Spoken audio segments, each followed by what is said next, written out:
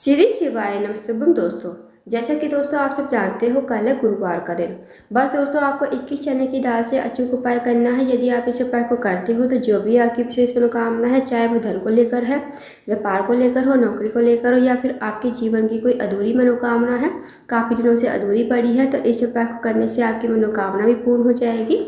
साथ ही साथ अगर आपके जीवन में कोई समस्या चल रही है, चाहे आपके जीवन में कर्ज की समस्या है, धन की समस्या है, तो इस उपाय को करने से आपकी समस्या भी समाप्त हो जाएगी। पूज्य गुरु जी कथा को सुनकर उपाय को अच्छे से समझाने का प्रयास करेंगे। तो आइए दोस्तों जानते हैं उपाय कैसे करना है। दोस्तों पहला जो उपाय है वो है विशेष मनोकामना पूर्ति के लिए। यदि आपकी कोई विशेष मनोकामना है, चाहे वो धन को लेकर है, व्यापार को लेकर हो, नौकरी को लेकर हो या फिर आपके जीवन की कोई अधूरी मनोकामना है, तो इस उपाय को अवश्य कीजिए। इस उपाय को करने के लिए सबसे पहले आपको लेनी है 21 चने की दाल। अब जो आप 21 चने की दाल लोगे ना, वो खंडित नहीं होनी चाहिए, इस बात का ध्यान रखना। साथ ही दोस्तों आपको लेना है 1 लोटा जल तांबे के पात्र में और छोटा सा गुड़ का टुकड़ा आपको लेना है। उसके बाद आप इस उपाय को सुबह से लेकर शाम तक कभी भी कर सकते हो। अब आप चले जाइए शिव जी के मंदिर में। शिव जी के मंदिर में जाकर सबसे पहले आपके पास जो चने की दाल है ना, वो आपको थोड़ी सी गीली कर लेनी है। गीली करने के बाद इन चने की दाल के बाद जो आपके पास गुड़ का टुकड़ा है, वो आपको लोटे के जल में ही डाल देना है। अब जो आपके पास 21 चने की दाल है ना, वो आपको अपने हाथ में लेनी है और शिवलिंग के ऊपर आपको एक एक करके बृहस्पतिश्वर महादेव का स्मरण करते हुए और श्री शिवाय नमस्तुभ्यम का जाप करते हुए आपको एक एक करके शिवलिंग के ऊपर समर्पित कर देनी है। या फिर आप एक साथ ही बृहस्पतिश्वर महादेव का स्मरण करते हुए एक साथ आप चने की दाल जो है शिवलिंग के ऊपर समर्पित कर देना। उसके बाद जो 1 लोटा जल है, जो आपने गुड़ का टुकड़ा डाला है, वो आपको अपने हाथ में लेना है। भगवान से प्रार्थना करनी है, जो भी आपकी विशेष मनोकामना है, चाहे वो धन को लेकर हो, व्यापार को लेकर हो, नौकरी को लेकर हो या फिर आपके जीवन की कोई अधूरी मनोकामना है या फिर जीवन में कोई समस्या चल रही है, धन की समस्या हो, कर्ज की समस्या हो, तो आपकी जैसी मनोकामना है, जैसी भी समस्या है, भगवान से बोलिए और इस लोटे के जल को शिवलिंग के ऊपर बृहस्पतिश्वर महादेव का स्मरण करते हुए आपको 1 लोटा जल धीरे धीरे समर्पित कर देना है। उसके बाद आपको 2 मिनट मंदिर में बैठना है, श्री शिवाय नमस्तुभ्यम का जाप करना है। उसके बाद आपको भगवान को प्रणाम करके विनती करके आपको अपने घर पर आ जाना है। तो दोस्तों बहुत ही छोटा सा विशेष उपाय है, इस उपाय को अवश्य कीजिएगा, क्योंकि यदि हम गुरुवार के दिन चने की दाल का उपाय करते हैं ना, तो चने की दाल बहुत ही श्रेष्ठ मानी जाती है गुरुवार के दिन उपाय के लिए। और यदि हम शिवलिंग के ऊपर कुछ नहीं चढ़ा सकते तो गुरुवार के दिन चने की दाल अवश्य चढ़ानी चाहिए, क्योंकि चने की दाल स्वर्ण के समान मानी जाती है। तो दोस्तों इस उपाय को अवश्य कीजिएगा। अब जानते हैं अगले उपाय के बारे में। दोस्तों अगला जो उपाय है वो है, अगर आपको कोई कार्य बहुत दिनों से अटका हुआ है, आपका कार्य पूर्ण नहीं हो रहा या फिर आप नौकरी के लिए जाते हो, नौकरी में आपको सफलता नहीं मिल पाती है, तो आप इस उपाय को अवश्य कीजिए। इस उपाय को करने के लिए सबसे पहले आपको लेना है 1 बेलपत्र, थोड़ा सा शहद आपको लेना है और 1 लोटा जल तांबे के पात्र में आपको लेना है। अब इस उपाय को भी आप सुबह से लेकर शाम तक कभी भी कर सकते हो। अब आप चले जाइए शिव जी के मंदिर में। शिव जी के मंदिर में जाकर सबसे पहले आपको 1 लोटा जल श्री शिवाय नमस्तुभ्यम कहते हुए और बृहस्पतिश्वर महादेव का स्मरण करते हुए शिवलिंग के ऊपर समर्पित कर देना है। उसके बाद जो दोस्तों आपके पास बेलपत्र है ना और शहद है, शहद से आपको बेलपत्र की बड़ी वाली पत्ती पर ओम का निर्माण करना है।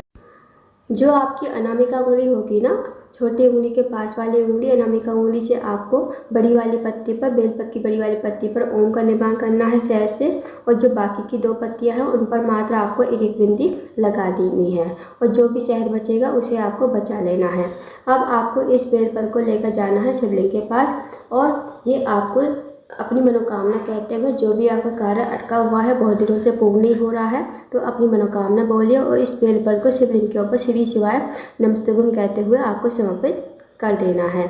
उसके बाद जो दोस्तों आपके पास शहद है ना, शहद से आपको जलाधारी पर 7 बिंदी लगानी है। जहाँ शिवलिंग विराजमान होता है ना और जहाँ माता आशुसुंडी का स्थान होता है, तो आपको वहाँ से बिंदी स्टार्ट करनी है। पहली बिंदी आपको लगानी है तो आप श्री शिवाय नमस्तुभ्यम बोलना है। जब दूसरी बिंदी लगाओगे श्री शिवाय नमस्तुभ्यम, तीसरी बिंदी लगाओगे श्री शिवाय नमस्तुभ्यम। मतलब दोस्तों आपको 7 बिंदी लगानी है और 7 बार आपको श्री शिवाय नमस्तुभ्यम कहना है। आपको बिंदी जो है जहाँ शिवलिंग विराजमान है वहाँ से स्टार्ट करनी है और जहाँ जलाधारी का एंड है वहाँ पर आपको समाप्त करनी है। और दोस्तों एक बात का और ध्यान देना, जब आप बेलपत्र शिवलिंग के ऊपर समर्पित करोगे ना, तो जो बेलपत्र की डंडी का मुख होगा ना, वो आपको जलाधारी की तरफ होना है, जहाँ से जल नीचे बहकर गिरता है। इस तरह आपको बेलपत्र समर्पित करना है। उसके बाद आपको 2 मिनट मंदिर में बैठकर श्री शिवाय नमस्ते ओम का जाप करना है। फिर आपको भगवान का प्रणाम करके विनती करके आपको अपने घर पर आ जाना है। तो दोस्तों बहुत ही अचूक विशेष उपाय है, इस उपाय को अवश्य कीजिएगा। आप जानते हैं दोस्तों अगले उपाय के बारे में। अगला जो उपाय है दोस्तों वह है रोग मुक्ति के लिए। यदि आपके घर में कोई व्यक्ति काफ़ी दिनों से बीमार पड़ा है, उसकी जो बीमारी है दूर होने का नाम नहीं ले रही है, तो आप इस उपाय को अवश्य कीजिए। इस उपाय को करने के लिए सबसे पहले आपको लेना है 1 लोटा जल, साथ ही आपको लेनी है 1 बेलपत्र। अब जो आप बेलपत्र लोगे ना, वो कहीं से कटी फटी खंडित नहीं होनी चाहिए, इस बात का विशेष ध्यान रखना। अब आप इस उपाय को सुबह से लेकर शाम तक कभी भी कर सकते हो। अब आप चले जाइए शिव जी के मंदिर में। शिव जी के मंदिर में जाकर सबसे पहले आपको 1 लोटा जल श्री शिवाय नमस्ते ओम कहते हुए शिवलिंग के ऊपर धीरे धीरे आपको समर्पित कर देना है।